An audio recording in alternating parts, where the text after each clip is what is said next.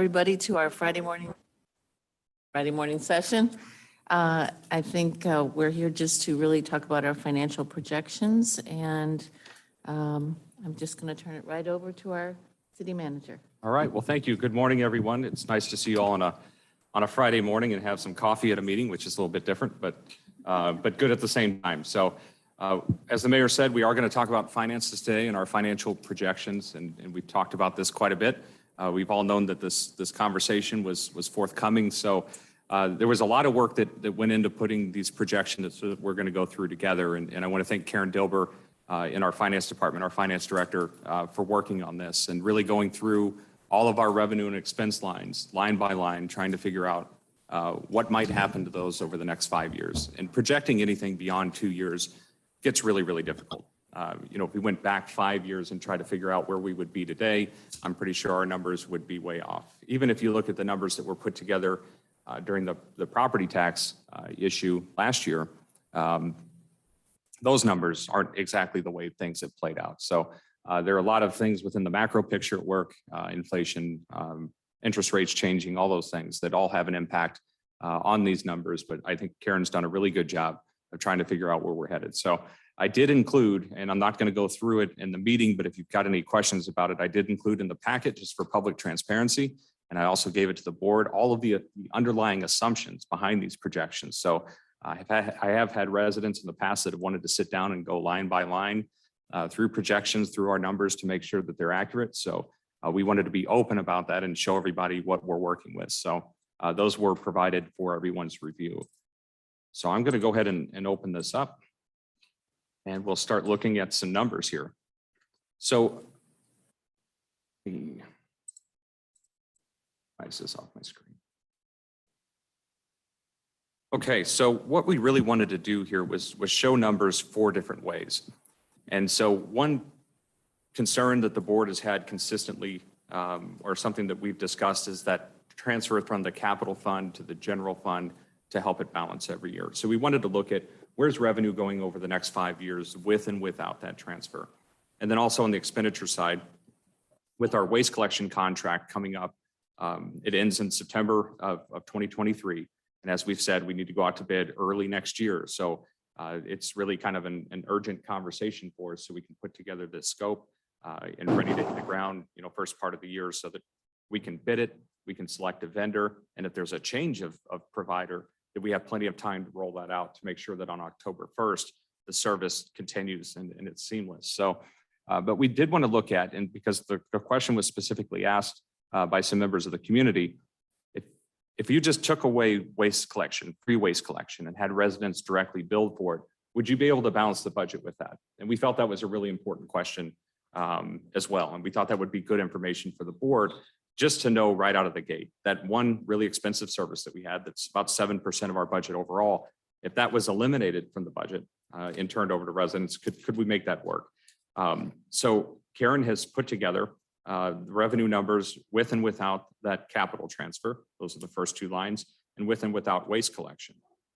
And so what we've done with the projection scenarios below is we've shown kind of a mix and match of those scenarios. So the first one is the revenue with that capital transfer. And it's typically anywhere between 600,000, 700 to 750,000, somewhere in there.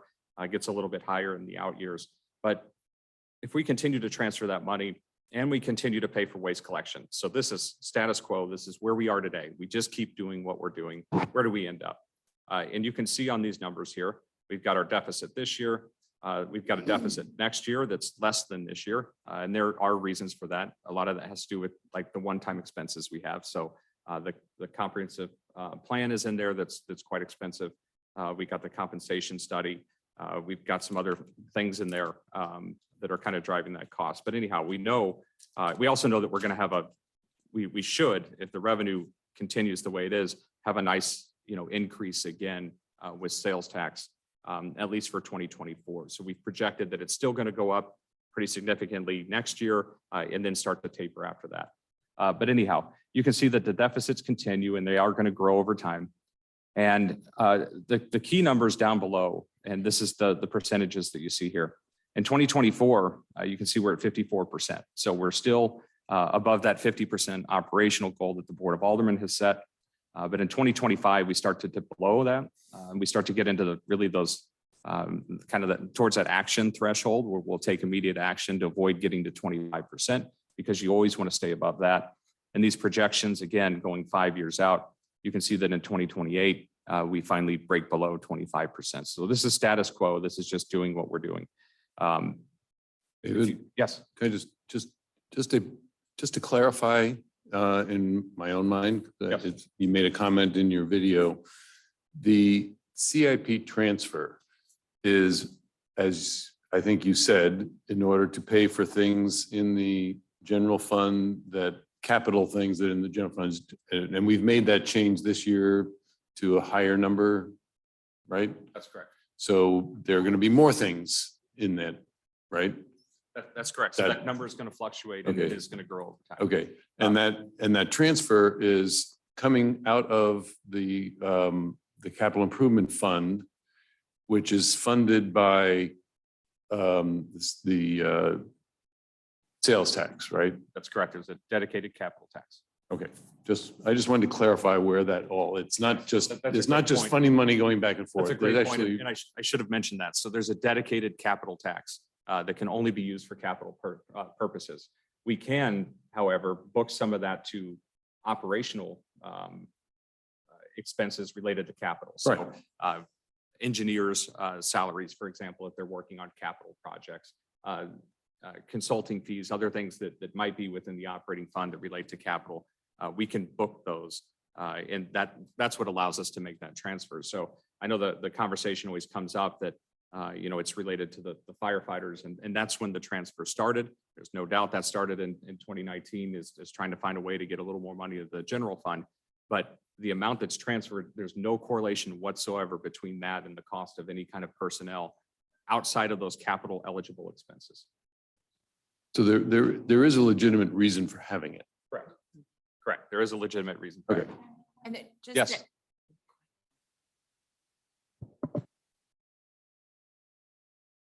Sorry, I just also want to point out that the state statute allows us to do maintenance of capital items. So like say, if we had a pothole that we had to patch or something like that, asphalt, whatever, if we take that out of operating, we are allowed to reimburse that with the capital tax. So I just also wanted to. Thank you. Thank you.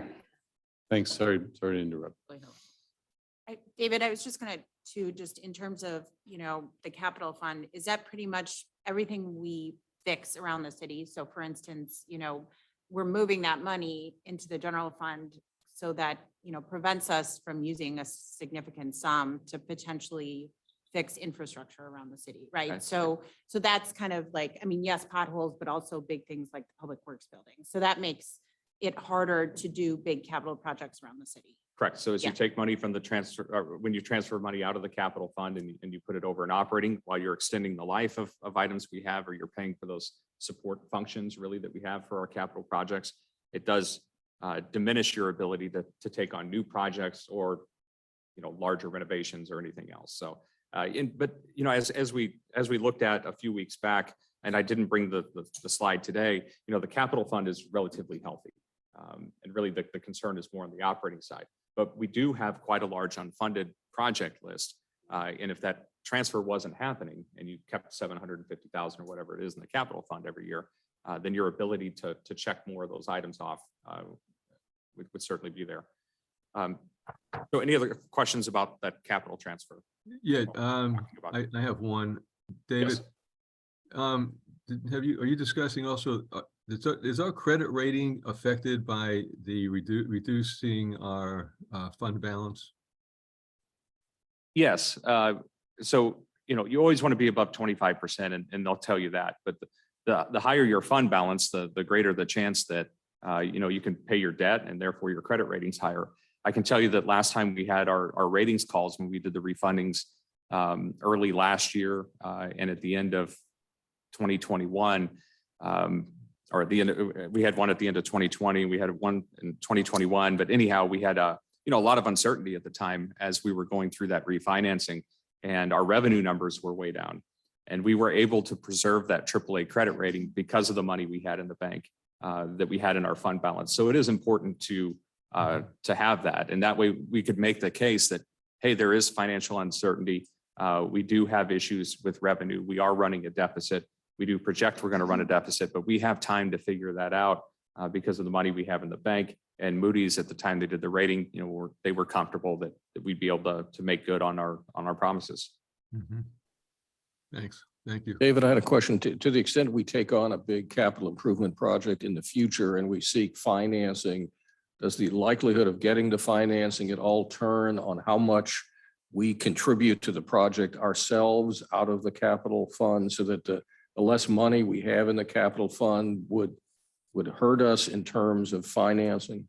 Not necessarily. They're really strictly looking at your ability to pay. So whether the cash outlay upfront is larger or not, a down payment almost, so to speak, if you were talking about buying something else, doesn't make a huge difference with it. In the end, they're looking at your fund balances. Okay, thank you.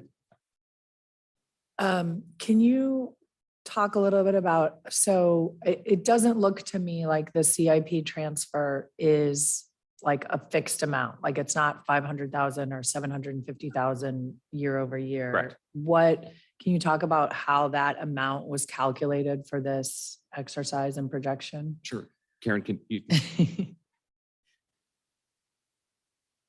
I don't know why you thought you'd get to sit halfway back in the room.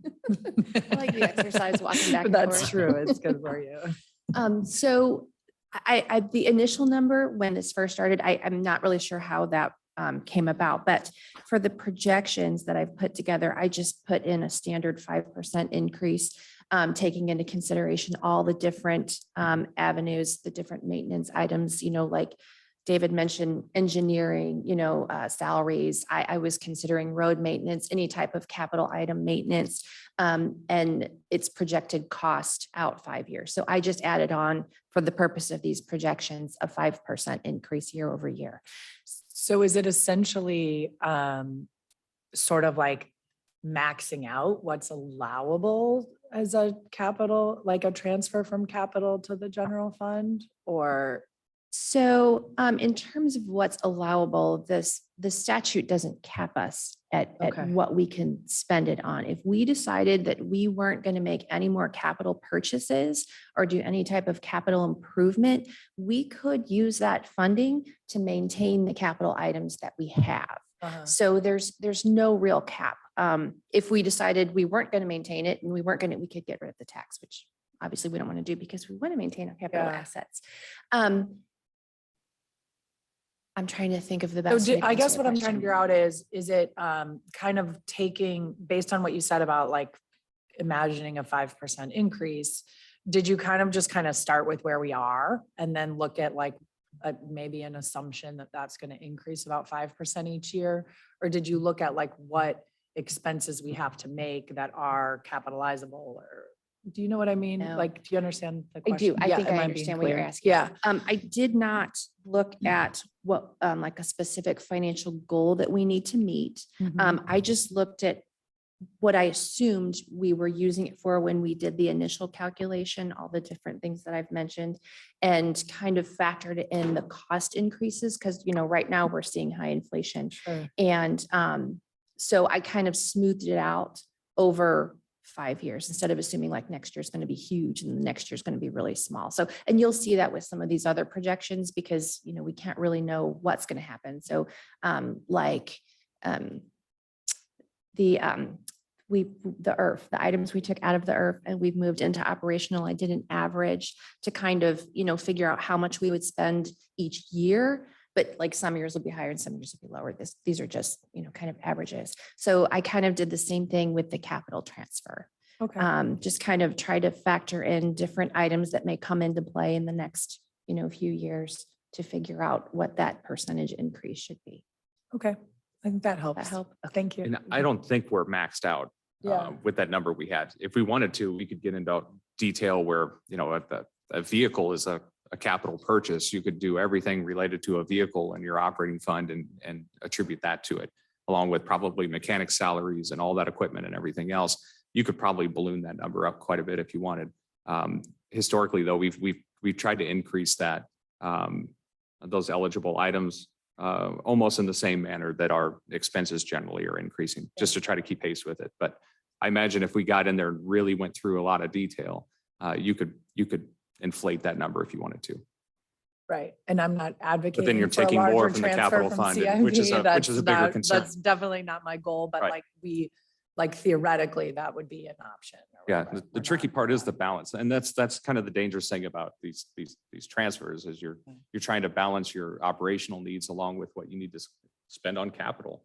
Because you've got that unfunded project list, and you've got projects that are expensive, and as we've seen, the projects that we're bidding out are coming in 35% over what we had anticipated. So you're just trying to balance the two and not take too much out of the capital side. Thank you. So that first scenario, again, that's just if we keep doing what we're doing. And if you look at the scenario beneath it, so revenue without CIP transfer, expenditures with waste collection built in. And I should say with the waste collection built in, we plugged in a 30% increase next year and then a 5% escalator after that. We have no idea what this contract will look like. We know anecdotally, and we know from talking to other cities, we know from talking to our hauler, even just about, hey, what are contracts doing? We're looking at an increase anywhere between 25 and 45%. Hopefully not higher than that, but wouldn't shock me at the same time.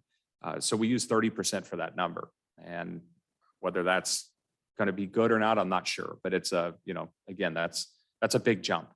So we did for 2024 put that expenditure increase in there, just so everybody's aware of that. So what happens if we eliminate the CIP transfer, and we've had conversations about eliminating that. If we did that and we kept paying for waste collection, knowing that that increase is coming, you can see that the situation where we get below our fund balance minimum is just accelerated. We project that would occur somewhere around fiscal year 2027. So you can see that we just get there quicker. Essentially what you're doing is, in this scenario, you're taking out that CIP revenue, which is $650,000 a year plus 5% year after year on here. So in that particular situation, we're in bad shape pretty quickly. So that's what happens with the waste collection increase we know is coming, and the current revenue expenditures on the books. So I think it's pretty easy to see that something has to happen here. This is the path we're on. The biggest question is, how do we go about fixing it? It could be a mix of revenue, new revenue streams, and reductions or changes to service levels. So that's the whole point of the conversation today. When you look down below, revenue with the capital transfer, just like we're doing, if you just took the waste collection contract out. So again, back to that question of, if we just made that one move, do you end up balancing the budget? The answer is yes, and you can see the numbers here. We have surpluses here with the CIP transfer all the way through the 5-year projection, surplus of about $900,000 projected in that 5th year. Again, the 5th year is always murky, but you can see we're in good shape as far as the fund balance, slightly increasing it over time. And then if we eliminated the CIP transfer and we eliminated the waste collection and turned that billing over to residents, you can see over time, again, we're pretty consistent with our fund balance here over time, keeping it just below that 70% mark. But really, no problems here as far as balancing the budget for at least 5 years. And so what happens beyond that, not quite sure. But without that expense in there, you can see we're in the black, we're in good shape, and really just kind of maintaining throughout this projected period. So I wanted to give you that information kind of as a baseline, because again, we've got some decisions to make with waste. Yes, Becky. Yeah, so looking at these two, the top one, obviously, as you said, it looks like it's going to start to trend up potentially based on the assumptions that we're making. And then the bottom one is somewhat similar, but it does do a little dip down at the end. Is that a trend, or is that is that significant? Because I couldn't think of any reason that one would start to trend So the down. what's tipping it is that CIP transfer, which is the only difference between the two. So as you add the 5% to the CIP transfer every year, the amount that we're Relative to- reducing it speeds up on that in that particular scenario. Okay. So I can't remember in that in 2028 what that CIP transfer number is. Yeah, Um, it's just But something that's about the, that that's the difference assumption you're that's looking at. built in That's the there. only It's thing not a that's big- fluctuating there. Okay. I think, Becky, when you look at the top one, basically you've got a big jump in the fund balance early on with the higher net profit, higher, it's not called net Surplus. profit, surplus, sorry. The higher surplus, but as the surplus starts to dwindle, you can see that while it's going to continue to increase because it is a surplus, but that surplus is getting smaller. So it went from 77 to 78, 79, whereas early on it went 70, 73 up to 77. Okay, yeah. So it'll continue to increase as long as there's a surplus, but at a much slower rate. And actually, here's your difference here. I said I didn't know what that number was. The math's right there. So it's, if you just look at the surplus itself, 890,391, you got 26,000 down here. So the difference is the amount of the CIP transfer that So 2028. does this take into account, what's been in the news lately, the jump in personal property tax revenues with used cars and utility taxes going up because the costs are going up? That all goes into the operating budget, right? So, And yeah. is that, That is reflected here. I don't know how where those much money numbers, that is, but. right? The personal property tax revenue isn't as significant as real estate tax for us. On the utility tax side, we used a 5% increase for the first year in there, so 2024, and then 3% increases after that. Is that what we're seeing? Well, the other thing that makes this murky for us, rather than just pure utility revenue, is the fact that the cable franchise fees that we have are being rolled back as the Wayfair or the use tax is being ramped up with online purchases coming in. So while we may see increases with electric and gas revenues and that sort of thing, we're having to roll back the revenue we're getting from cable due to that legislation that enabled us to receive the Wayfair money. And the Wayfair money comes in as a use tax, so that's all booked to the capital fund. Ah, David, on your. Great question. So Yeah, it is. yeah, that number is not as big as what you're seeing reported, but there's a reason for it. That's because we're having to roll back the money we're getting from the cable providers, unfortunately. On your assumptions. Yes. I guess we're looking at that a little bit. If you'd like to. You did you take out the Caleres project So- revenues? We did not use any, we only used approved projects. So anything that's listed on there as pending was not included in the calculation. Okay, good. Yeah. That's a hefty sum. It is. No, if we didn't have a zoning approval, we did not include it. So other projects may pop Perfect. up, but as we've seen, even if a project in 2023 or 2024, all of a sudden we start talking about it, it gets approved with zoning. By the time it's constructed, we probably wouldn't even see that revenue towards the tail end of this projection anyway. Gotcha. Okay. So any other questions about this? So we'll talk about waste collection next. And again, there's a sense of urgency at this point, especially if we want to survey the public and get some feedback on that. So that's going to be a component of this conversation. I think we just need to have kind of a general waste collection conversation to start, but then we need to formulate some questions to get out to the public. And we need to do that fairly quickly if we want to get results turned around in time to have some conversations and make decisions about the scope. And so we can get that out on the street, early next year. Before we do that really quickly, the one thing that in these meetings we've had lately with condo owners and just conversations with residents generally, even last night, we had a good meeting with a group of residents and they wanted to talk about property taxes. Everybody kind of goes straight to that because we tried it last year and it's, when's this going to come up again? What's the rationale for doing it? That sort of thing.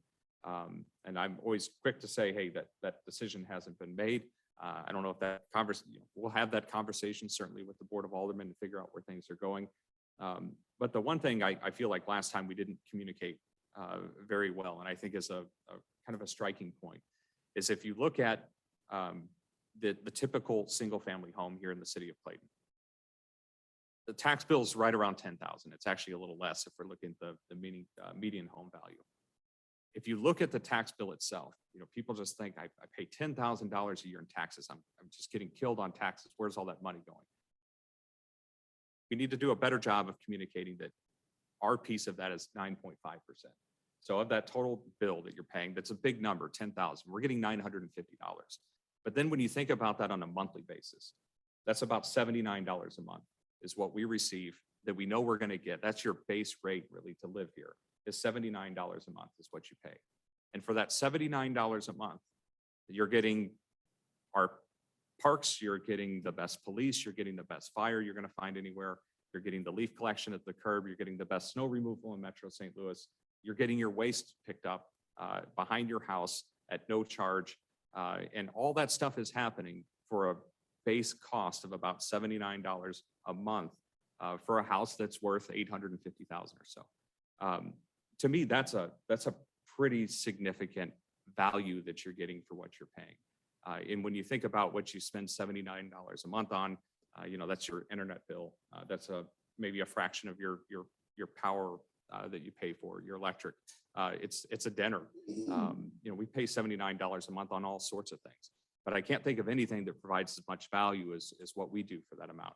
And when you think about how little that actually is for what you're getting, it's it's easier to see that we're in this situation here, because that's not a significant amount, and we're getting a lot for it, and we can't extract any more value out of that particular amount than we already are. So I think that needs to be, part of this conversation going forward, and getting people to understand it really on a monthly basis, because that's really how you think about most of your bills. I know how much I pay a month for everything.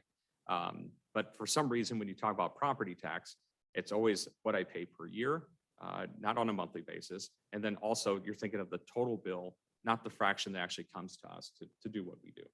So I just wanted to put that out there before we get into the waste collection part of the discussion, and just say that, to everybody in the room, for everything you do, it's amazing that we do so much for, an average bill that's actually a little bit less than $79 a month. But that's how we've gotten to where we are. And that's why we have some hard choices here ahead of us. So I'm going to switch gears and pull up this sheet that I emailed out regarding waste collection. So we, again, have some decisions we need to make really before the first part of next year, so we can get this scope together. Latest we want to be on the street with this is February. So that's why we're talking about this now. We're going to be talking about it a lot. So as just a quick recap for anybody watching at home and may watch this recording later, we provide solid waste, recycling, yard waste at no charge to residents for all single family and multifamily residences in the city. We are the only city in Metro St. Louis that provides rear yard collection at no charge to single family residents. We are the only city in the metro area that provides free collection services for all of the multifamily properties in the city. This is a unique situation, a unique service that we're providing currently.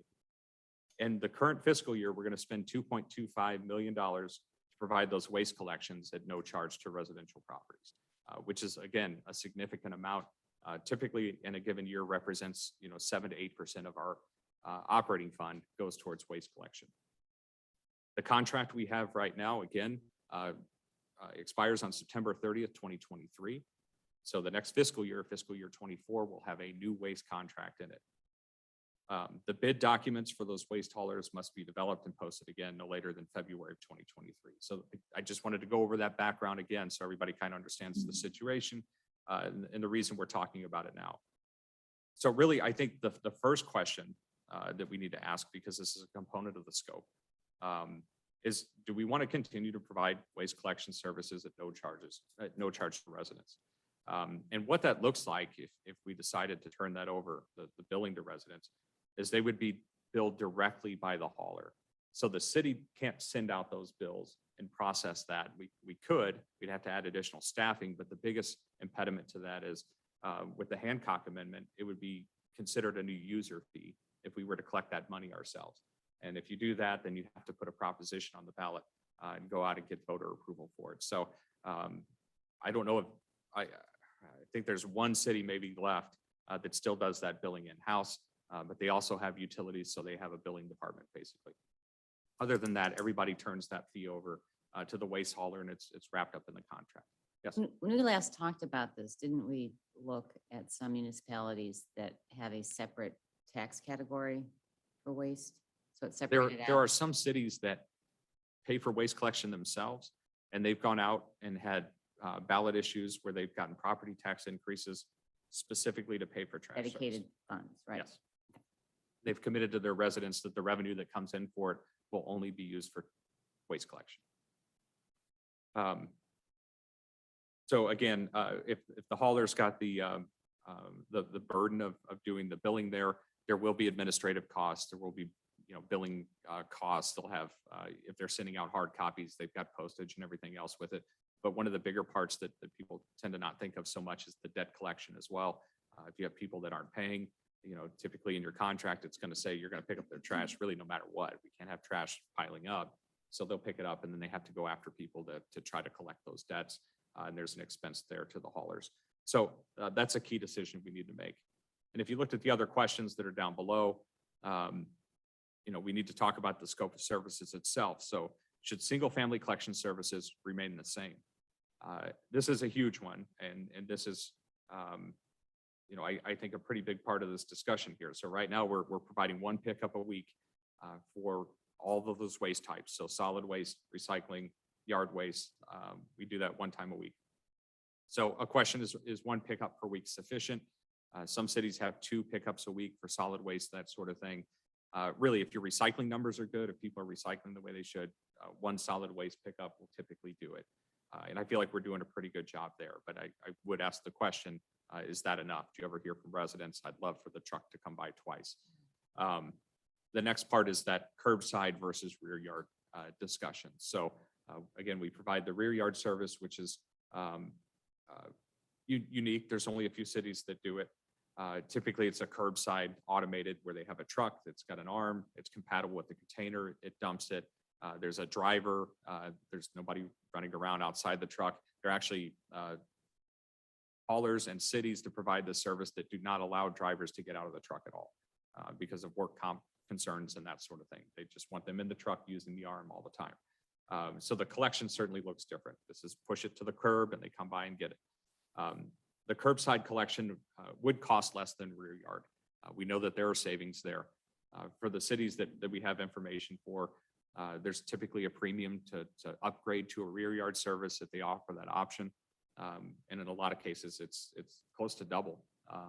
And the rear yard collection, if it's optional, is typically yard or solid waste only. You still got to push your recycling out to the curb and your yard waste. The curbside collection from a sustainability standpoint is advantageous. And the reason is the truck idling. So the numbers that we got from our hauler about our particular routes show that we idle about 58 seconds more on the rear yard collection than we would on curbside.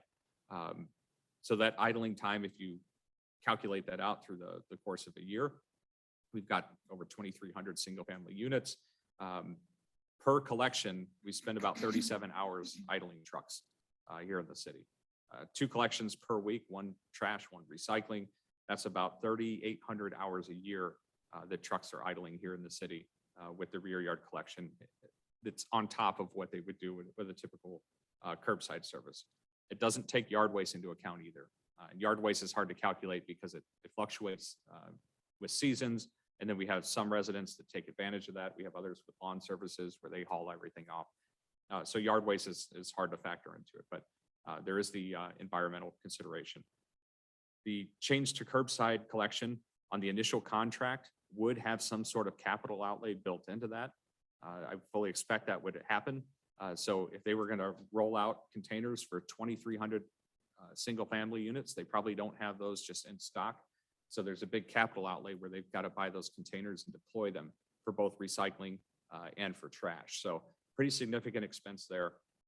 Also, as far as trucks, most of these haulers are right-sized where they have the number of trucks they need with maybe a couple in reserve to provide their services. So if we were to pick up or change that service and they needed to change trucks or add trucks, a lot of that capital cost is going to get passed on to the city as well. Curbside service containers can create visual and physical clutter. You know when it's trash day in surrounding municipalities that have this service. Here where we have parked vehicles, and I'm kind of dropping them below, but parked vehicles, leaf piles, snow at the curb, those types of things, those do present challenges for curbside collection. they make it more difficult to get to containers. So there's got to be some education component, certainly if we were to make that switch. And there is going to be some hassle when a truck's coming down the street, if it's narrow and cars are parked and there are leaves out, it's going to clog up that travel lane as it works its way down. And then a question that comes up a lot, and for good reason, with the curbside, if you have folks with accessibility needs, how do they get their container to the curb? You can work all of that into the contract as well, where in certain circumstances, they'll go back and get those containers if people can't get them out themselves. And then the final question on scope would be yard waste. So should we continue to have unlimited yard waste? You could change this to an optional yard waste service. Some have a fee per bag. Others just have a monthly charge for yard waste, but that's a possibility as well. For yard waste option, looking at other cities that have it here, Ellisville is $4 per month per container. Creve Coeur is $10 a month. Maryland Heights, $5.50 a month. And then finally, if we're going to continue to provide waste collection at no charge to residents, a conversation the board's had in the past is, do we look at the multifamily buildings that receive that particular benefit? And do we have any kind of discussion on what that benefit looks like relative to the number of units within a building? So I did provide some example cities in here and what they're paying. Really what we're typically seeing is for one time a week, if you've got recycling, you've got yard waste, you're doing it at the curb, it's typically about $25 a month. And that's what cities are finding as they bid these things out. I should say that these bids are getting a little bit stale at this point. Most of these cities are a couple years into the contract. And of course, with diesel costs and labor costs and everything else up, I would imagine if they went out to bid today, those numbers would be a little bit higher. The rear yard is really hard to figure out. Frontenac has a contract that's $25 a month. The hauler was new to the area. They wanted a contract. They got a really low number from them. The other two bids that they got were double that number. So they were north of $50. They had two haulers that are the biggest haulers in St. Louis, didn't even bid on that particular service. They weren't interested in providing rear yard and Frontenac. So Ladue and Town and Country both have rear yard service. However, in those particular cities, they have an approved list of haulers, and then residents choose which hauler they want. They typically do it by neighborhood there, but those are two communities that are primarily private streets, and they have well-formed neighborhoods. And so those neighborhoods make their own decision about who their hauler is going to be, and they go out and get contracts off a pre-approved list. So it's hard to use them as a comparison at all because it isn't a citywide service. And to do that in Clayton on a neighborhood basis is very difficult because, as we found with indentures, we have some very well-formed, well-organized subdivisions. We have others that are quite large that don't have any sort of representation whatsoever. So, figuring out in Clayton Gardens what trash service looks like for the neighborhood, having that discussion is, I don't even know how you do it, or in High Point or an area like that. And those are private pay, correct? Not the city pay? These are all private paid down here, correct? So we'll go ahead and move back up to the top. Again, these are the decisions we need to make before we get into the discussion. And Mayor, I'll even let you kind of lead that if you want, or ask questions here. But are there any questions about any of this information about the different types of services? I guess, David, at the outset, I mean, it seems like one of the first questions is to talk about, a tax and whether or not, because people are asking whether to, like what Susan mentioned, Maplewood has a tax that pays for trash. So, does that come before the question as to whether or not to provide waste collection services at no cost to residents? Because you talk about the tax, and in the video to us, you said that, the 18-cent tax that we proposed a year ago would not cover the contract. would not So it yield would enough. have to be a tax that would exceed 25 to 30 cents, which is substantially larger. So, Correct.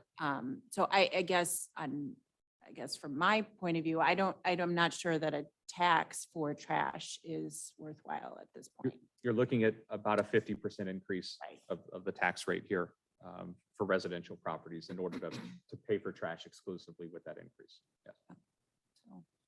So, Yeah, I mean, it's a good question to just get that out of the way.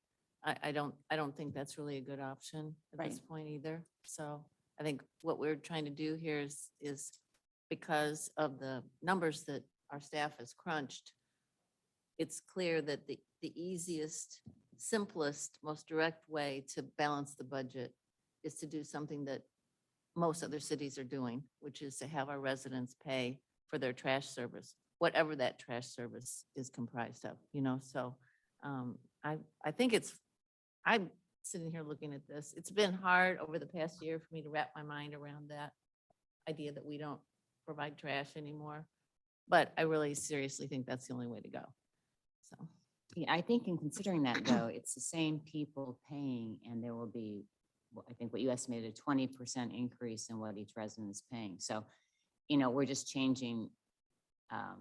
You're right. I would love not to go for a tax increase. And I'm saying we should, but it's the same people paying and we're paying 20% more because there's the administrative costs that the hauler is going to be charging them. So there's not a savings to residents in us going that route.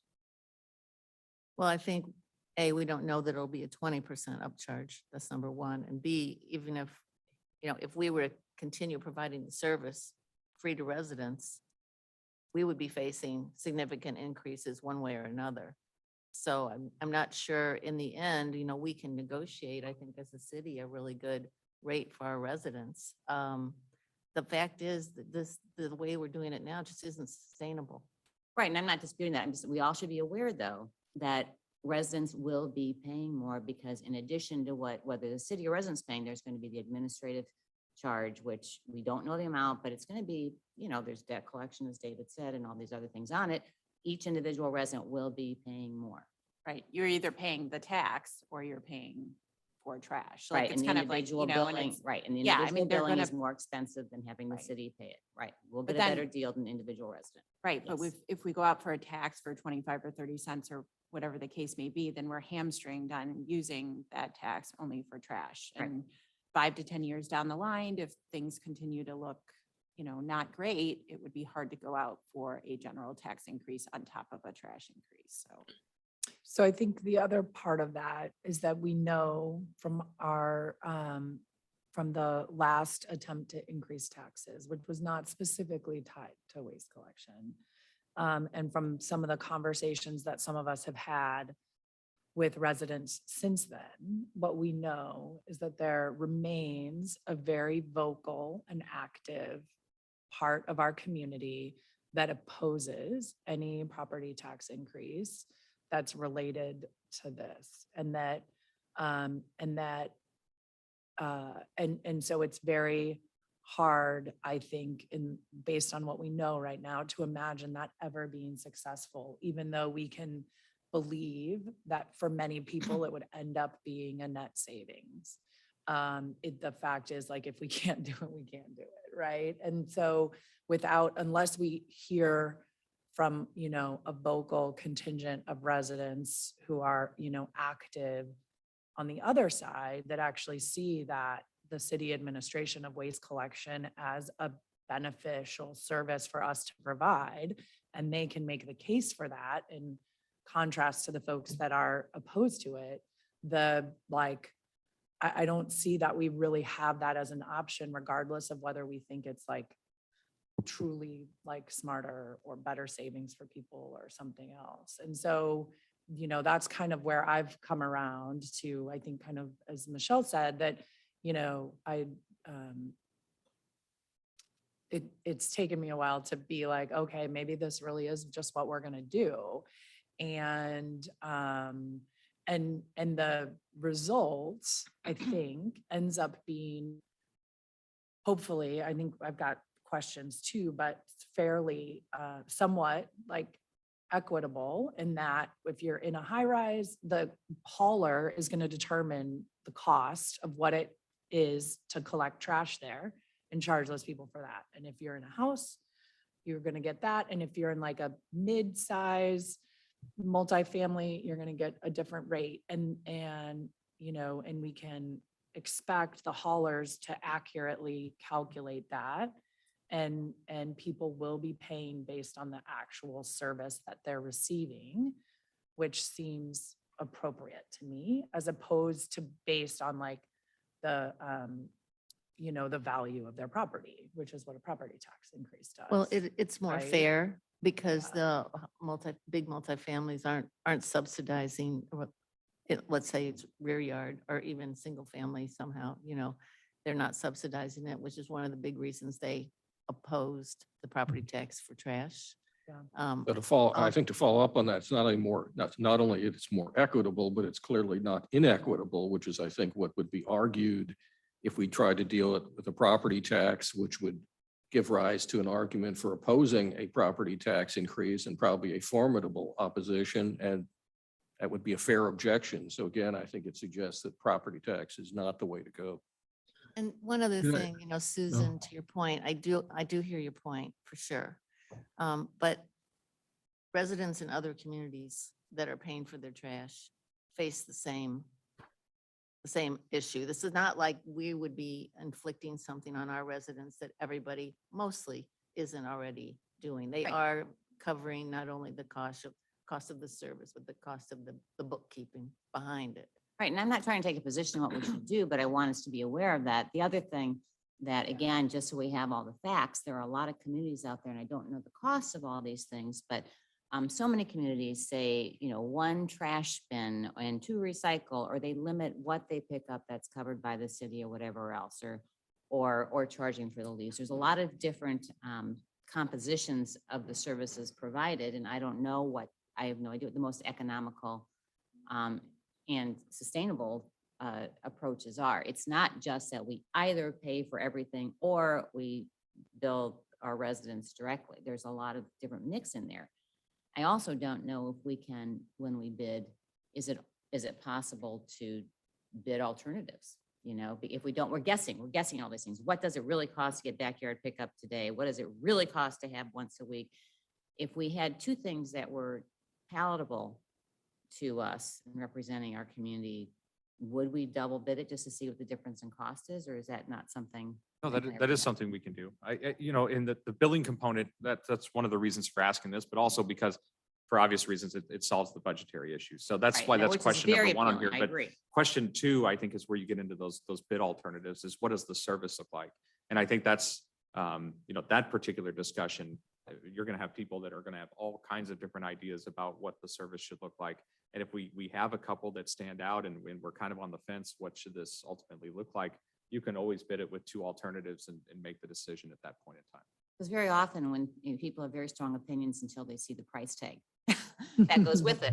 We have to have that. Oh, well, maybe not, So that's it. I just don't feel like I have enough information to really know that, especially when I'm thinking that our decision really will be an additional cost to residents. And I fully understand that a lot of people pay it directly. I get that. But it's something we should consider. I mean, that is a good point. Like, that should be something we have to ask residents, these questions like, do you still want your rear yard pickup, even if you will be paying double? So really This is what it consider that means. option. Like, are you going to pay $50 a month or $25 a month? So, I mean, how badly do you want, just like you said, so. I've got a couple of questions and a couple of points. And dovetailing off of what Susan's saying and what Becky has said as well. But one question I have is there, if we're going to have residents paying for their own trash pickup, they're going to get billed, and of course that's the administrative cost. Is there any way to stop them from opting out? If I'm paying for a trash hauler and I don't like the way he's dealing with my house, what's to stop me from saying, you know what, I don't want you picking up my trash anymore? So the way this would happen and the way it happens everywhere else is the city would negotiate a contract with a hauler to cover waste collection for the city. And an ordinance would be passed at the same time requiring everyone to use that hauler. So they would be forced to do that. That's Okay. correct. If you start leaving it up to individuals like that, inevitably they'll cancel the service to save some money. They'll bag up the trash, put it in their car, they'll bring it to work. They'll find a dumpster. They'll find a dumpster downtown, all kinds of Right, things to kind right. of circumvent it, but it Right. starts to get messy that way. Or use their neighbors. Exactly. Yeah, so, okay, so the other thing I'm looking at though is, and it's, we're talking about equity, and I know, I like the points about, the high rises. But my point is that, we may have some low income people in our city. And this might actually cause a real hardship. I'm not saying I oppose us doing this way. I'm just trying to figure out if there's a way for us to help some of those people that are on real fixed incomes, real low incomes. They're going to be hit with a bill, the same as my house, or the same as, some of the houses you'll find in, in some of the, big houses in the big areas. A little house is going to get the same hit, So is that equitable? And is there something for those people, those families, or those, elderly people who this might hit them harder, of course, in relation to what they can afford than other people. So I haven't seen any type of discount for low income individuals or that sort of thing. Really, it's billed like a typical utility. And if people need assistance with, paying utility bills, there are different organizations out there that assist with it. But I haven't seen that written into municipal contracts. I have seen senior discounts built into municipal contracts where, those on fixed income are concerned about that. And then, if you go that direction, then the question is that discount provided within the contract, which means the people that aren't paying a discount are basically, subsidizing or pick up more of that share? Or is that something that's reimbursable by the city up to a certain percentage where, at the end of the year, if you're over a certain age, you bring your trash receipts into the city, and then we take a look at it and refund a specific amount, 20%, whatever the number may be. So there's some different ways to run that program, but I've seen senior discount programs, but I've never seen anything geared towards low to moderate income individuals. Yeah, David, I had a question. To the extent that this decision about servicing of trash relates to individual property owners. So you've got solid waste, you got recycle, you got yard waste. And it looks like from your summary that there were some options given in some cities. And it just struck me like if I was a waste hauler, that would be very difficult to implement. If you had to say, if one subdivision says we want it this way, okay, that's pretty easy. If you start getting down to the people at 623 South Central want this and the people right next door want something else, it seems like a logistical nightmare that most haulers would have a real hard time with. So I'm just wondering, from what you've heard, is that realistic? Is this really something where you could offer residents a choice? Is this something we think a trash hauler would take on?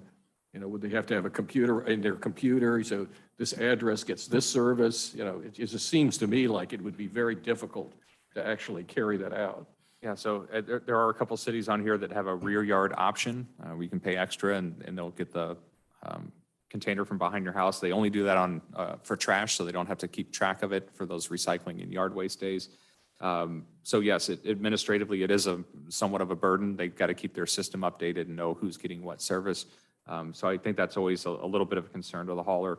As far as yard waste, though, where it's an optional service, those are curbside cities that are doing it. So the hauler knows if it's out at the curb, I don't know if they're checking whether or not you have the service or not, but hey, if there's some lawn bags out by the street, that's a pretty good indicator they have that particular service and they probably grab them.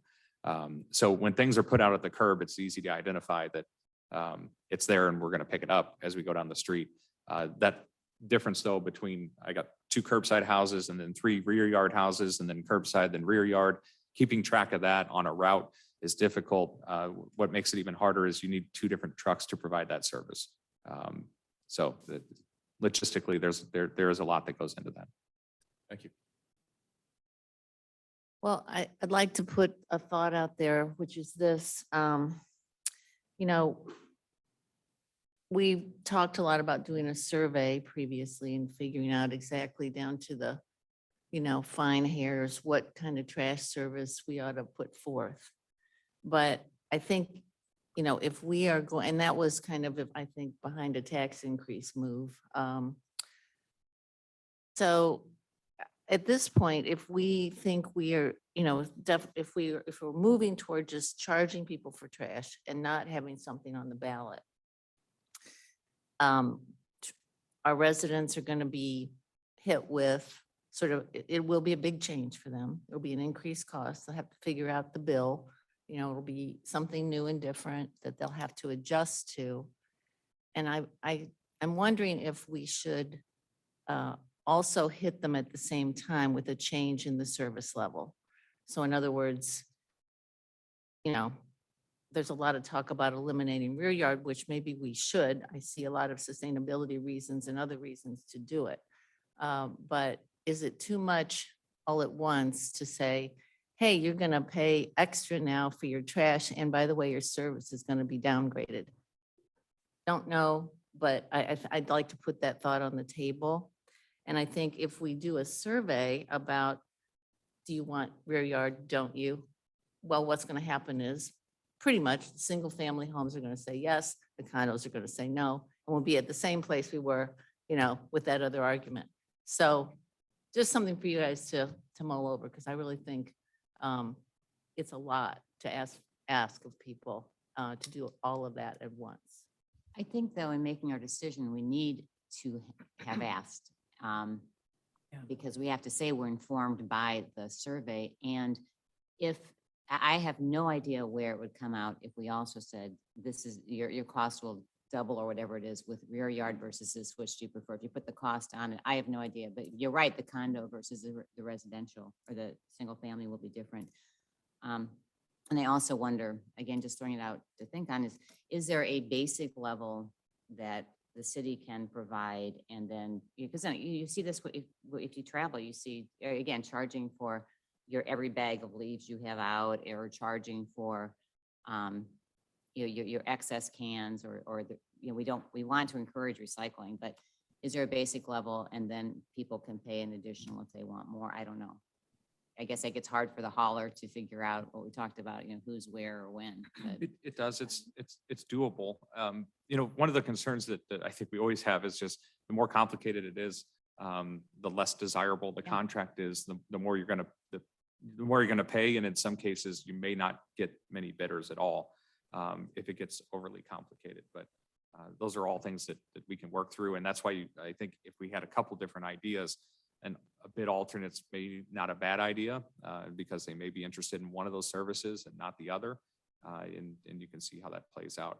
The only other thing I'd say is when you survey, everybody wants to know the cost, and we'd love to provide numbers. It's difficult without having that number. But the other thing I don't want to do is I don't want to tell residents, hey, it's going to be $55 a month, we estimate, for rear yard service or something like that. We could have a bid that would come in, had we not said that, at $40, and they think, okay, Clayton's happy to pay $55 a month. We're going to set the rate there. So it's really hard when you're not actually in a bidding situation, a competitive bidding situation, to throw numbers around that are guesses or hypothetical. And I'd hate to put us in that situation where, hey, Clayton has an expectation that it's going to cost X, so we can charge at least that, and people are going to be happy with it. But at the same time, I hate not telling residents what they should expect to pay in their bill. So we've got that conflict as well, and which is difficult. Michelle, you make a really good point. We have, whatever we decide, it is going to be a big change, and we have to be able to, even if people disagree, we have to be able to defend it. And if we have we need that survey to support our decisions. So I'd like to just differ with Alderman Buse. I originally thought when we were talking about this survey made a lot of sense, but I think given the direction we're going, I agree with you, Mayor, that this is a major change to ask people to start paying for this. We've been an outlier, but it's time to stop being this. There are good things to be an outlier on. This is not one of them. I happen to believe that the vast majority of people in Clayton like the service they're getting right now. I think that this survey will be very difficult to put together, very difficult to get meaningful responses on, in great part because, as David's pointed out, at the end of the day, people want to know, if you tell them, is it going to be this or this? I think the vast majority would certainly say rear yard, unless you tell me it's going to, you give me exact, pretty good numbers as to why I'm going to save, but we can't do that. We're not going to know how much it's going to do, how much it's going to cost. So I think if we do the survey, first of all, it's going to cost us a bunch of money to do that at a time when we're trying to save money, not spend money. I think the results are not going to be terribly helpful. And I think it's ultimately obvious, at least to me, that we want rear yard service. And that's, I think, what the majority of people in Clayton want. Yeah, some people ask, well, why didn't you ask me? I understand that. But I think the answer we're going to get is going to be all over the lot. It's not going to help us. And I think what it will simply do is actually create division in the city, because you're going to have, again, division between the multifamily folks and the single family folks. That'll be reflected in the survey.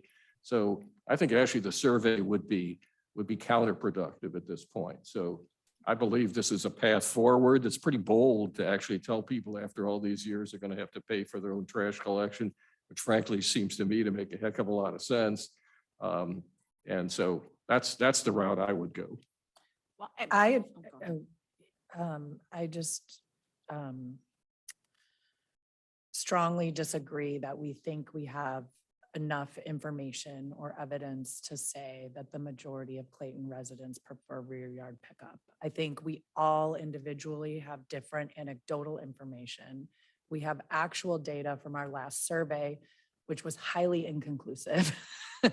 And importantly, and there are many better ways that we could design a survey tool, right? I mean, I think we all would recognize that tool was not designed to really effectively identify, right? So you can ask in a you can build a survey that starts out with what kind of residence do you live in? Right. That's, And do you actually owe it and pay the property tax or not? We can get that. And I believe what we budgeted for was people with the expertise to help build a survey like that can give us meaningful data.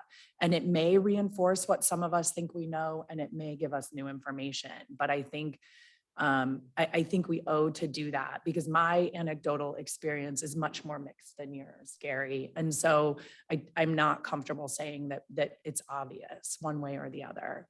So I definitely think we need to think about what questions we can ask and what information it might give us to help inform what we put in the RFP for services. I generally would love us to be able to come up with something that does provide options, or ask the haulers, this is kind of maybe the minimum service. And if you can suggest any value added things you would do that would provide options and alternatives to our residents, that would be great. And perhaps a bonus, right, in the evaluation process.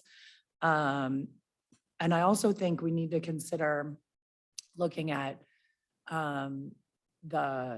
when it comes to sustainability, if we want to continue to offer rear yard, I'm open to that, based on as we continue to get more data to suggest the interest in that.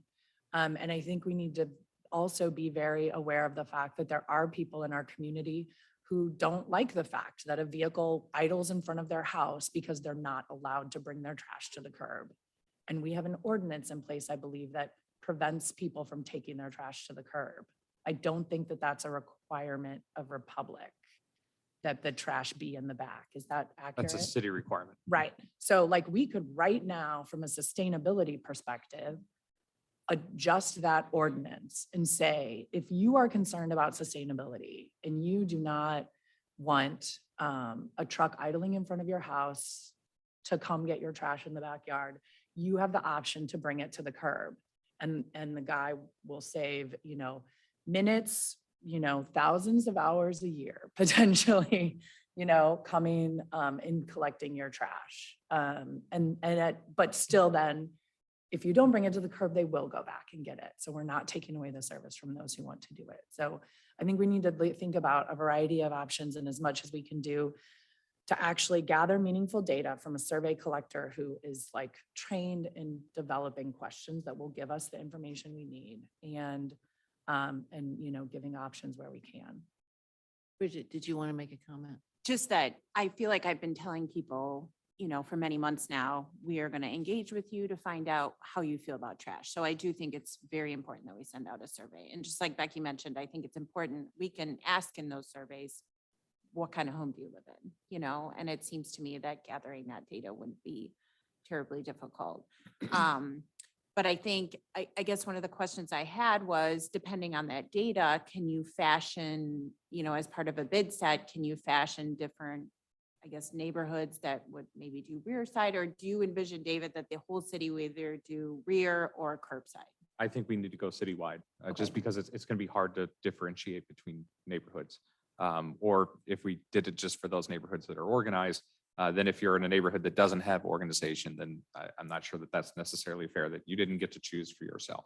I just Um, didn't know based on yeah, survey and- results if it was going to be, and I didn't know as part of our survey if we were going to do, kind of look and see what neighborhoods seem to be more interested in. And that's you why know. we asked that first decision point is whether or not billing is a question is huge for what the survey looks like. Because if folks say, no, I don't want to pay for trash directly, if that's one of the questions we have in there, okay, well, then we've got to ask the follow-up question, well, how are we going to balance the budget?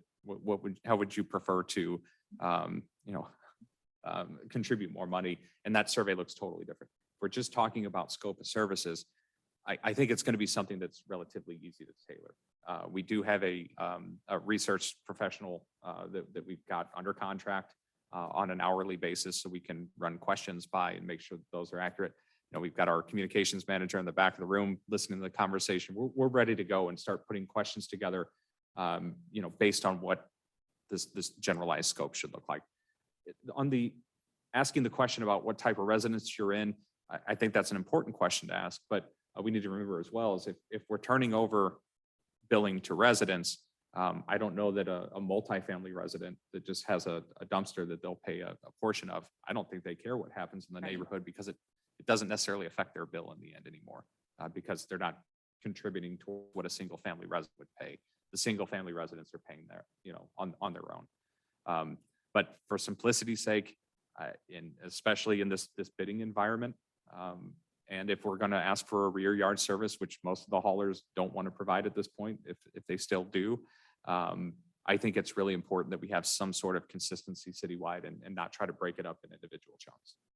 I just think it's hard. I mean, everybody knows this, but our community is very different in like the width of streets and alleys. And it's just, I mean, it will be, if we were to go to curbside, there will be just communities that, I mean, again, everybody knows this. It's just, it's difficult, it'll be very difficult for. Just go to a neighboring community and all of them around us are doing curbside and go on trash day. And if it's, you happen to get into that street or you want to turn onto a street while the truck's there, you're going to have to wait, because there isn't enough room. And we know in a lot of our neighborhoods, it's going to be that way if we were to make that change. So that's certainly a consideration. And I totally consideration. understand the sustainability perspective, of course, with idling, but also like, once you shift to these giant dumpsters, then every single person's trash container right now goes in a landfill too. So, I mean, and over like the long period of time, of course, idling is probably different than dumping, I don't know, 5,000 rubber and metal trash containers in landfills. I don't know, but it's just, yeah. So Yeah, anyways, good point. Ira, were you going to say something? Sorry. Yeah. Yes, I was. Is my mic on? I hope I'm on. Yeah, so, it's funny because everybody's right. I mean, it's just a problem because everybody's kind of right. But I think we do owe the community a survey for something that changes things as drastically as this does. At the same time, we as the board, I think we have our own opinion and we kind of feel like, in fact, what I'm hearing is everybody seems to be on the same page about where we go. And then we do a survey and then we find out, okay, well, as Gary says, now we're all confused. Now we don't know where the city is and what we want to do. So the survey really, I mean, that if we do one, it's going to have to be really focused. I mean, incredibly focused and incredibly clear so that whatever answers we get become very, very clear. And whatever answers we get have to really give us a solution. They can't just leave us with, oh, now we don't know what to do.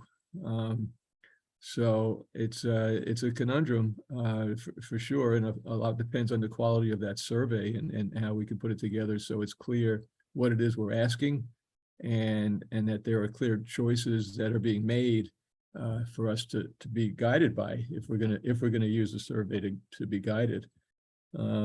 So, you know, I mean, I think it's a bit of a risk to do the survey, certainly a political risk.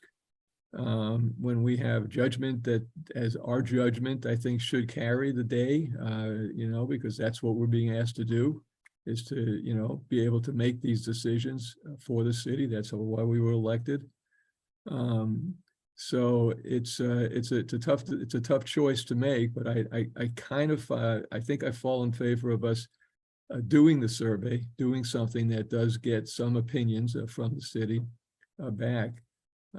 So that's kind of where I'm at on that. Although I do have an opinion about where we should be going at this point, and what we should do, which is to go ahead and build a residence and you know, and include rear yard. I think the idea of idling is huge for me. I feel it's very important for us to be very mindful of sustainability in our environment. I think it's been huge, but I also think that we can't piecemeal this as well.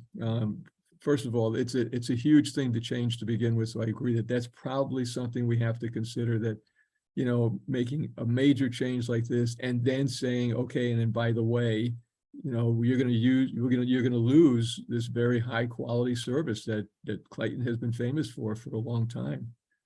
But at the same time, when it comes to idling, you know, we can focus on all other kinds of idling in the city. You know, I see the cars as I pass Whitedown when they're letting the kids off for school. I mean, there's a ton of idling going on over there that nobody's measuring and deciding what we can do about. Yeah, like the Amazon trucks. How about that? The Amazon trucks, they go by and they're sitting there idling and they're looking for addresses, and they're stopping and then going a block away to go deliver because they didn't know where the house was. And then in the meantime, their truck is idling. There's idling issues in the city all over the place, not just with garbage pickup. So I think it's something to address. But I'd like to address that holistically. I want to see the whole issue be addressed altogether. But I think it's a little drastic at this point to say, okay, we're going to take away rear yard, and we're going to have you pay, and you're going to probably pay more than you would if we had an increase in taxes and the whole 9 yards. I think it's a lot to ask. So that's where I'm at, guys. I will Hey, tell you, in Wydown, we do have an ordinance in Clayton about idling. You know, how much is enforced, how much it can be enforced, that's a question. But I know at Wydown, which you brought specifically, the kids actually approached administration, and for a long time, they had signs out in front reminding people. So yes, we need to continue all those efforts. I am with Becky that I think that we all have mixed information from our areas about the rear yard. And we have to remember too, another benefit of the survey is not only to get our community input, which we always want community voice, but it's also to let people know the issues we're struggling with. If we get a survey out there, people are looking at those issues, and when we make a decision, again, we have data to support whatever that decision is, and people are aware. It's informative. So yes, it has to be well drafted to actually give us the information that we want for our decisions. And yes, I were elected to make decisions for the community, but as far as having a community survey, I think I would think it would help us in a couple ways. And again, on the rear yard pickup, I'm not so sure it's so uniformly supported through our community. I think we need that data. Rich, we haven't heard anything from you yet. I'd like to give you an opportunity to make a comment. Just listening, gathering it all. Let me start with a question to David. Could you talk a little bit about the timing of this whole thing? I mean, we're kicking around this idea of surveys, but it'd be helpful to know what you think the timing would be of developing an RFP, getting the information back, and then where we would slot a survey in based on whether we have information from the RFP or not. So the survey I envision happening before the RFP, so that we can use the survey data to put together the scope in the RFP itself. If we do the survey afterwards, you know, if we had We could do a follow-up survey where perhaps we get an alternate bid, or we have two different scenarios, they bid on both, and maybe we go back to the community and say, hey, here, this is how it came back, choose A or B. You could always look at doing something like that, but I think this initial survey would need to happen immediately, where we have questions formed by the end of October, so that we can get that information out on the street as quickly as possible. Because if it's going to be statistically valid, we need a certain number of responses. It's going to take some time to get those out in the mail and make all that happen. So if we want to go that written mail survey type that we've done historically, that's going to take some time. And I wouldn't expect results back until probably the end of the year, even if we had those questions ready to go right now.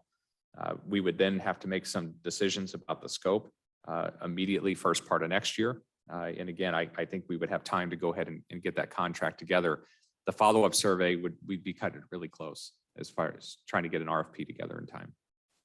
But I would envision this, if we were going to survey, I would actually get with Gabby and Andrea right away and our consultant to come up with survey questions that the board could take a look at. I would love to have just some preliminary things, maybe even as soon as Tuesday night. But on the Friday session on the 21st, have some well-formed questions for everybody to take a look at, and get the survey lined out. Well, I guess with regard to the survey, I agree with Ira that, we're not going to, it's not going to be conclusive. I look at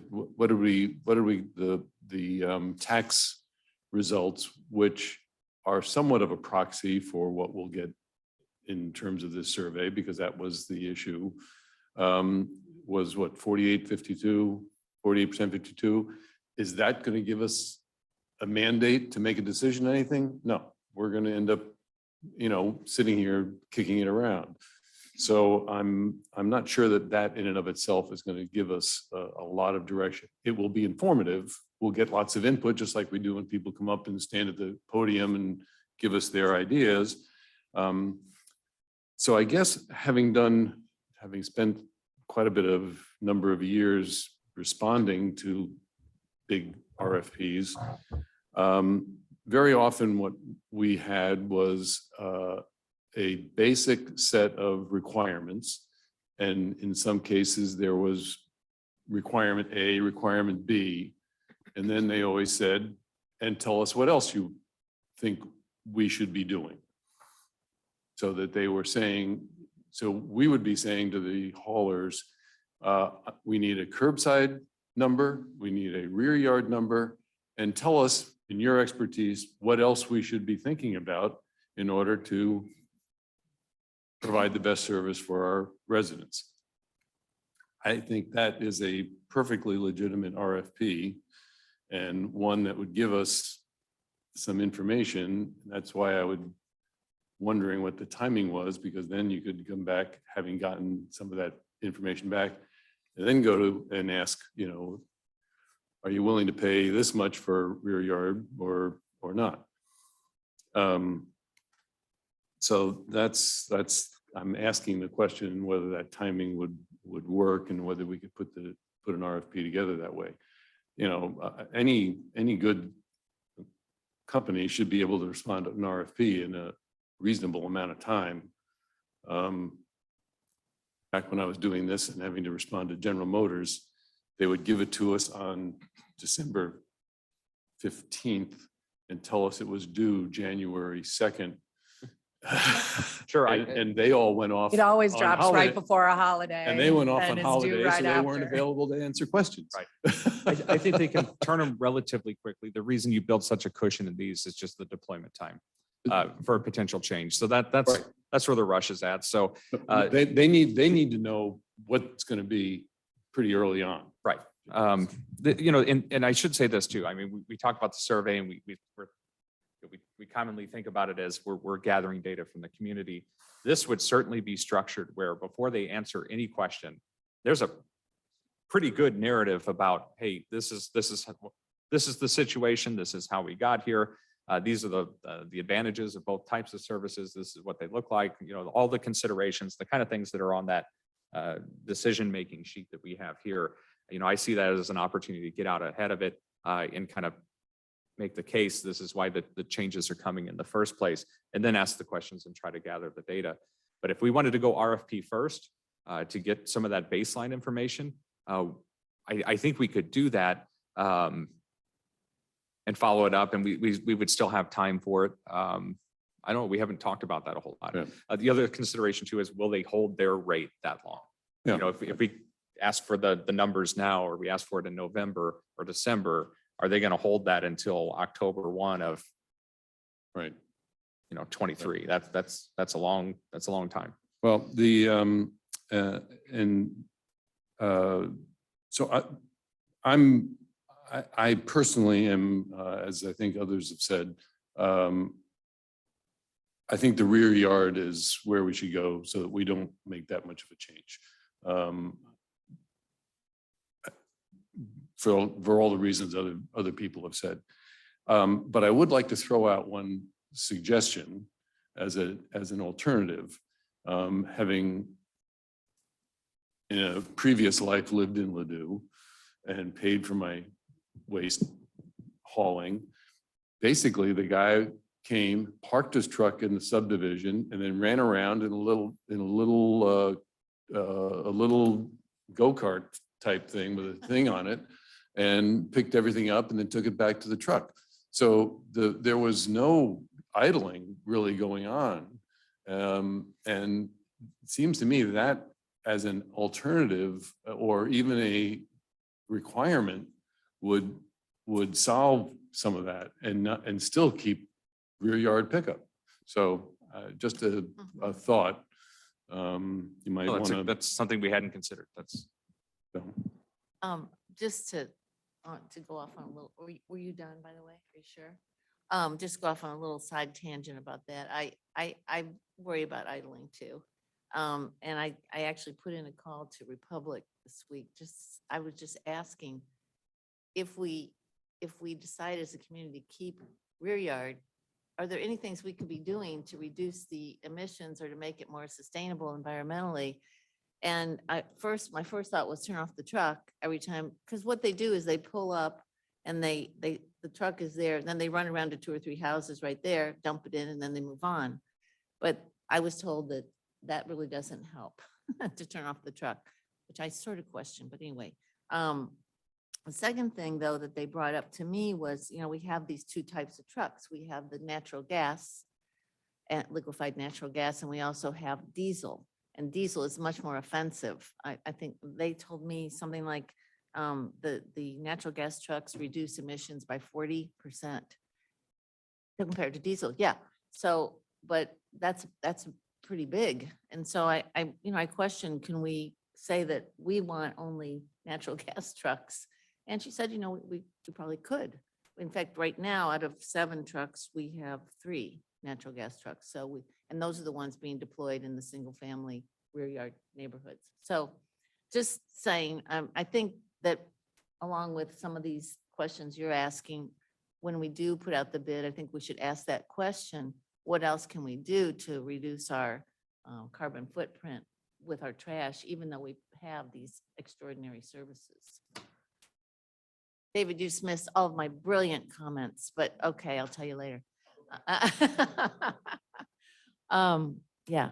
I was just gonna ask too, I guess I thought part of the survey process, we talked about the interactive survey that was gonna be web-based. So will that dovetail the stuff that goes in Yeah, the mail? we can still do the web-based survey as well. It I won't mean, be I think statistically a lot of valid, but A lot of people throw stuff away. I mean, people get stuff from the city and it Yeah. automatically. No, gets recycled. we're happy to do that. That's actually way faster than the statistically valid survey. We can certainly talk about that. It's actually much easier for us to put together if we're just asking a waste collection scope question rather than how do we solve the budget deficit, because there are so many variables we were going to have to build into it. So we haven't done a lot of work on building it out yet, just because we wanted to have these conversations to figure out what the survey might look like. But I think if we're going to go the survey route, I really think we still try to do both. And will the web-based one, or will it be tied to it? Like, will it ask like, can you tell us your address? So we know that we're not getting, 20 people who live in Park Tower or what, you know what I mean? Yes. 20, not that, I mean, of course, there's more than 20 people that live in the Park Tower, but I just having somebody, you know, we don't want somebody to, you know, be so concerned that they're skewing the results or something. Yeah, we can So, build in an identifier. Yeah, okay. That'll be key because we Yeah. will have people that will respond and the people that are unhappy are going to be the ones that respond the most. I mean, you know, they'll come out. Yeah.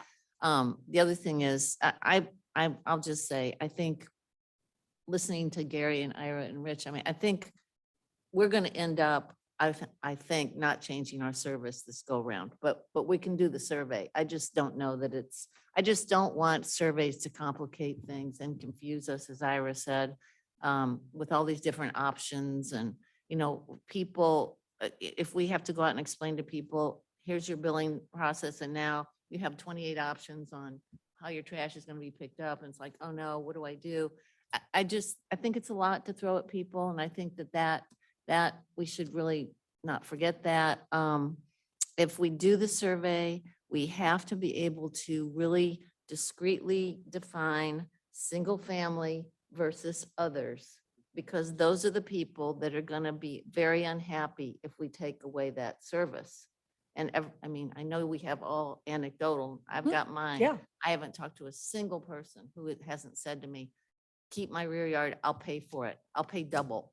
This is what people are telling me. So that's not significantly, you know, statistically significant, but it's a feeling that I think is out there pretty strongly. So all I'm saying is I'm okay with doing a survey. I'm not sure we really need it.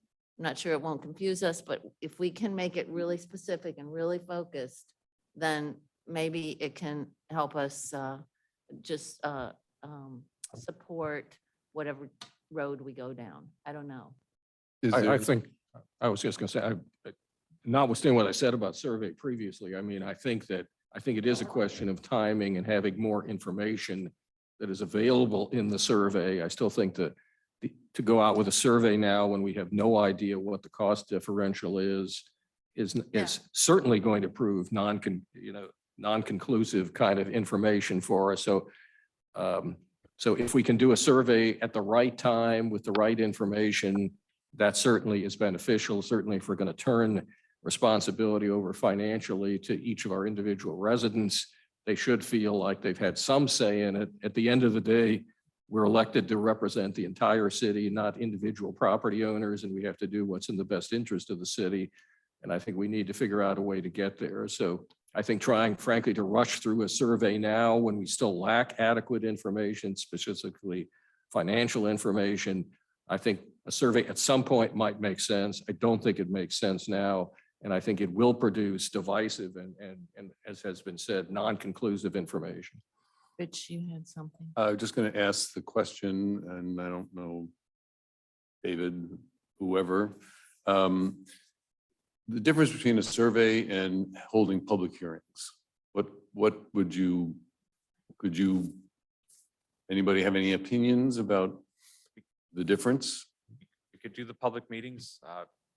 Historically, you get the same people that attend. It's usually a smaller group that shows up. The survey, you will get responses from people that probably wouldn't show up at a public meeting. There's no doubt about that. So we could do it. I mean, even when we had the public meeting for Proposition A last year, if you remember, we had sent out a ton of information about it. I think we had outside of staff, maybe 10 or 12 in the room, and we had maybe 20 online that were watching. So the response wasn't all that great. Where the survey, I think people might take a little bit of time to read it and fill it out. I think the key, if we're going to send out a survey and do it, is that it's not overly complicated. And we really use that as an opportunity to be informative and let them know what the situation is. Let them know the pros and cons of rear yard service and curbside service, and ask some really direct questions, a limited number of questions, and leave it at that. And not try to really overcomplicate it with a lot of different options and moving pieces. I think that's how you make it effective. I think people would take the 5 minutes to interact with something like that, but to ask people to give up an hour of their evening, an hour and a half to come in and then come up to the mic and say their piece, we can hold the public meeting But doing that in lieu of some kind of survey tool, I don't know that there's a whole lot of benefit to that, to be honest. Well, and I guess, yeah, and I mean, I would Sorry for agree with. the long answer there. I mean, I would agree with that. And I think also, I think the survey should be very pointed. I'm not sure we need to ask about yard waste and everything. It should, I think, be very, like you say, quick and informative. And, perhaps at the outset, we say the city has made a budgetary decision that we are no longer going to provide your trash service. You are going to have to pay for it. Because I think that's kind of what we're all saying, right? I mean, it sounds like it. So here, we can do rear side. And even though we don't have exact numbers, we do have information that you've given us that says it will be double, that it will be significantly more, perhaps double the cost if you want to keep rear side. So Well, I think you what wanna do this? what Rich is suggesting is that we wait till we have that information. Till we go through the bid process, we get the bids on, our different levels of service, and then we use that information in the survey. yeah, I mean, I guess I was hearing that I wasn't sure that We could it do would it- be the turnaround, that it would be such a If we tight could- turnaround that I That's didn't the know only if way that to do was it. going to be a We possibility. could so. do that. We could do it that way too. We just have to be It's hard to get someone to propose to a contract like With that that's a much year uncertainty. out. Right. Right? Because we wouldn't actually start and to get them to give you rates that they will honor for that period of time. What- Or like where you have to build it in and the rates are going to be even higher The hard because of thing would be that to- too. I mean, there's a lot of The factors hard thing would be there. to get the proposals back or get the responses and then say, thank you for submitting the information. Hold on, we're going to ask everybody which of these two options they want. They think. Well, and and- I guess I kind of feel like to the point of we're elected to make these decisions for the city is that it isn't like in my mind, getting some information from the community about what they prefer and how much they value these services. And do they value them enough to pay twice as much for them or potentially, like, we don't know, but would you like I am, and I'm not a survey expert. I hope we're engaging with someone who can really help us figure Again, that we have- out, we have right? someone- I mean, people study this and know how to do it to make the information meaningful. And then that will give us the information that we need together with ongoing public discussions that we're going to be having. We're going to hear from more people as we roll this out. Hopefully, we're going to be pushing it out to people ourselves to increase the feedback, right? And it will generate conversation. We'll have a lot more information to bring into that decision on how the RFP I looks. thought you had said just minutes ago that you didn't want to put out there a number for Republic to see. Correct. I would not include a number. So. No, we could say that It could be, as we could say, it could be as much as twice. double. We could say something like Yeah, that. like, I would. Whether it's 20 and 40 or 50 and but 100, we and- don't and know. I'm, But So- and in talking Would you with do them and in looking at other cities, I'm pretty comfortable saying that. What I wouldn't want to do is give any kind of idea as to what the actual cost would be, because we're going to be wrong and we'll hear about it later. So that just brings to mind, I mean, maybe we can get into this with our survey, when we talk about survey itself, but so if we put it in there, hey, you're gonna pay for your trash, we don't know how much that's going to cost. No, we don't know how much you're gonna pay, and you might pay double if you still want rear yard. Well, double of what? So I think the way I envision this, and I'm happy, like I said, I'll even put this on Tuesday night and give everyone an outline of what a survey may look like that we could discuss. We don't have a discussion item on Tuesday Okay, night's okay. meeting, and we could put something together where, again, I think it's a narrative up at the top of it that talks about the situation. We can talk about the fact that this will be bid out, the first part of next year, and we don't have concrete numbers, but we know from looking at other cities that could be up to double the cost. But I think what we're really trying to gather is whether or not people are married to the rear yard service, or whether or not they want to take this opportunity to consider a curbside service, is the way the survey would look, with really direct questions. And there are factors to consider that are cost, environmental impact, aesthetics. Like, there's a lot to consider. It's not Factors- just one. The factors that were on thing. that document would be Yeah. included in there. And it would look something like that. And I guess that's my question is, if we want to move forward with a survey like that, I'm happy to put something together that the board can review. We just need some direction on whether or not we want to do So it. If my so, we'll concern get it is, rolling. David, we started off the meeting talking about when you only deal with $79 a month approximate, you have a real example, people sort of say, Yeah. oh, okay, well, that's really not, I understand the magnitude of that.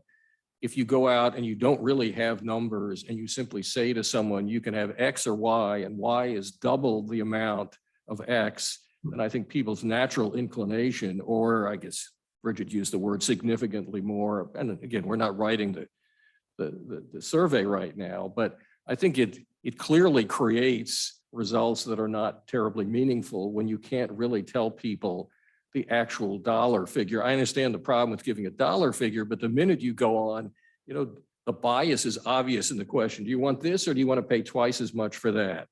You know, people don't necessarily But think of it. anecdotally, we're hearing people will pay twice as much or more.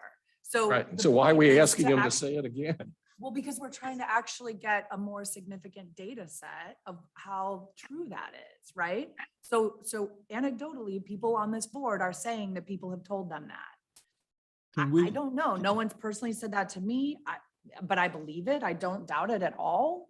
But let's get a broader set of our community to provide input on it.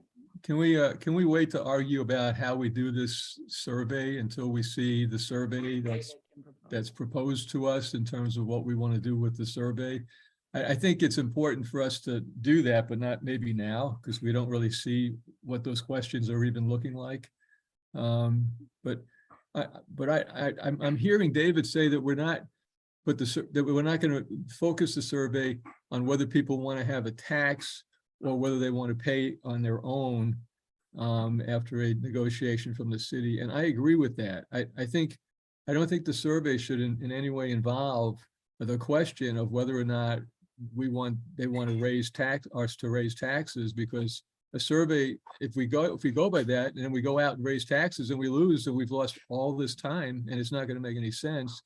I think that question has to be answered by the board.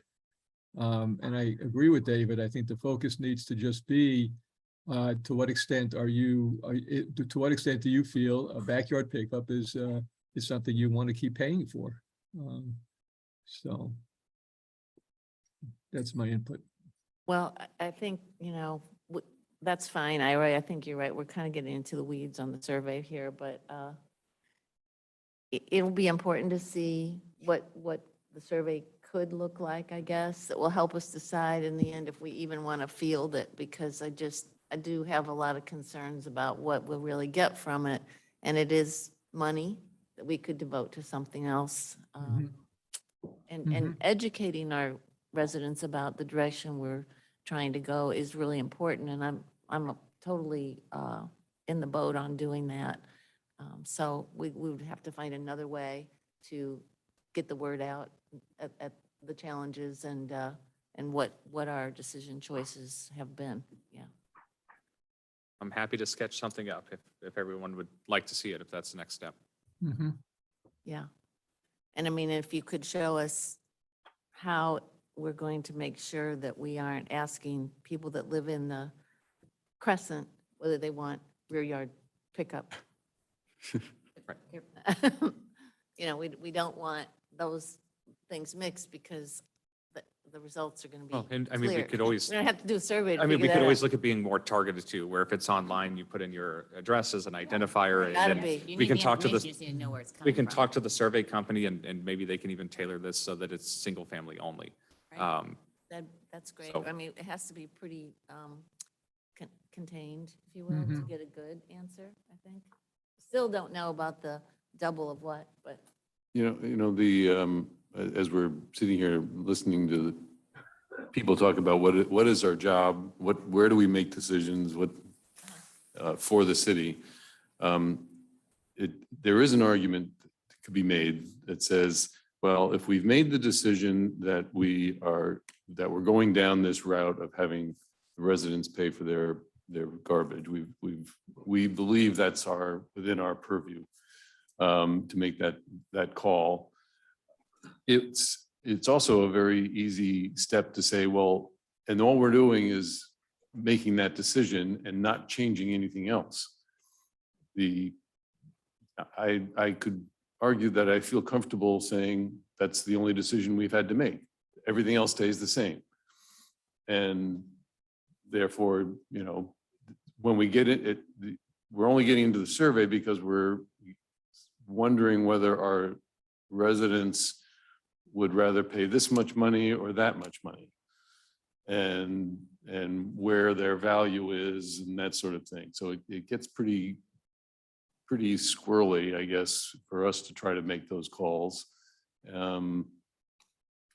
But I think I'm not sure we're gonna be able to do that after we get the survey either, so. Yeah, because if we went the other way and But we were I- just going to keep the service the same and turn over billing, we'll draft it up for city views and roll. Yes, but on the other hand, we do need to engage and communicate, so if that's, I guess I see the survey as that kind of a tool as much as anything, so.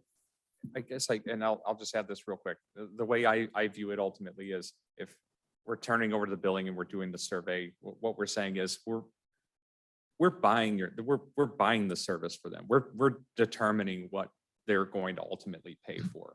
And I think that's where a lot of people want to weigh in. If somebody's going to tell me, hey, you are going to pay for something, but not really taking my input about what I'm actually receiving as a service, I can see where people, they want that type of interaction. Okay, I'll pay, but I'd like some input as to how that happens. And so when we're talking about a survey, whether or not we do it, that's in my mind, and I hate to interject an opinion here, that's what I always kind of fall back on is in the end, we're negotiating ultimately, we're bidding out what they will pay for.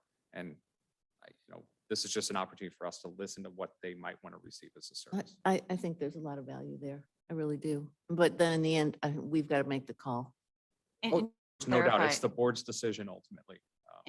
And just to clarify, I think the survey should go to every resident. We can know whether they're condo or Okay, whatever. I figured it but- would be just We can- random, I- like usual. Well, no, not every, we can't, it shouldn't just go to single families. Oh, I Because see what you're I think that we are an entire community gotta and we're making the inform decision everybody. for an entire community and we Send it to we everyone, can know the source, but just want to make sure that, Need to be able to from what- I segregate just those wasn't sure out. what you were, yeah. And we can sort the data. Right. Anybody else have any comments about any of this for now?